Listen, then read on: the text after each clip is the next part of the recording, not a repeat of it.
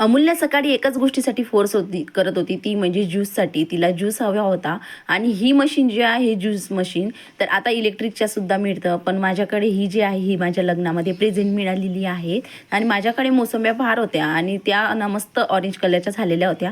म्हणून म्हटलं चला आज या मोसंबीचा ज्यूसच काढूया, कारण अमूल्याला सुद्धा ज्यूस हवा होताच. म्हणून इथे छान असा छोटासा ग्लास घेतला मी काचेचा आणि तो त्यामध्ये ज्यूस पाळायला लागली आणि पूर्ण असं आतमधून क्लिअर होतं बरं का ज्यूस पाडून.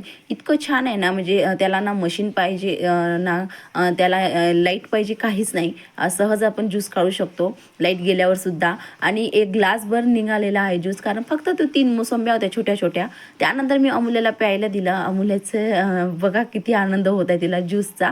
फक्त त्यामध्ये ना मला टेस्ट येण्यासाठी थोडी साखर टाकली मी आणि थोडं काळं मीठ आणि त्याचबरोबर जे आपण डेली यूज करतो पांढरं मीठ, ते सुद्धा मी त्यामध्ये ॲड केलं. सगळं मिश्रण मी एकत्र करून घेतलं आणि अमूल्याला मी प्यायला दिलं.